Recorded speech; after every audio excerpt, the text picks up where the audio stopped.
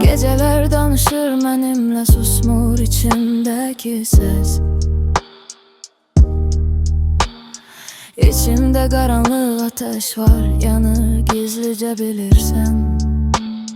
Bəs düşürəm, qalxıram yenidən, heç kim görmür nə çəkirəm mən.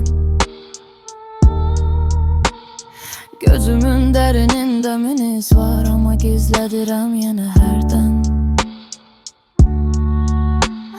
Sessiz addımlarım keçir dumanlı küçələrdən. Ürəyim titrəsə belə qırılmıram, düşmürəm kənardan. İnsanlar baxır amma görmür içimdə qalan yara izləri.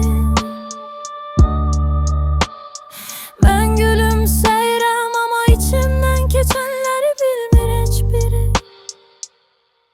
Yorulmuşam susmaqdan, danışır qəlbim öz dilində. Zaman keçir ama itmir içimdeki gizli güc yenə, gizli güc yenə. Her gece sındırsalar da güneş doğur gözlerimde.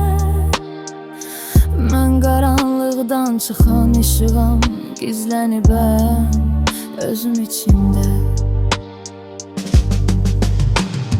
Kölgələr izləyir məni, amma yolumu itirmirəm. Həyat vurub atsın kənara, yenə də dönüb geri gəlirəm. Fırtına qopsun susmuram, ritim içimdə döyünür hələ. Sözlərim zəncir kimi çəkir içimə, qırılmıram yenə də.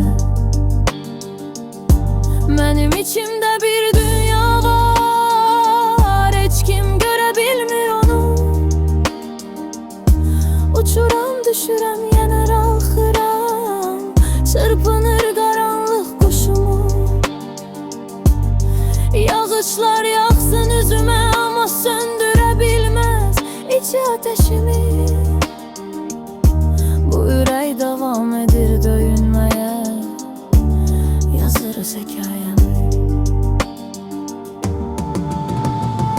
İşıq yanır uzaqlarda, çağırır məni səssizcə.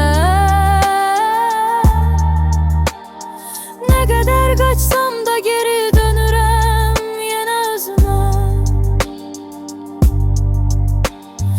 Akşamlar danışır, vurulanla açır qarşıma sirrləri. Mən yoluma davam edirəm, sındıra bilmir heç biri.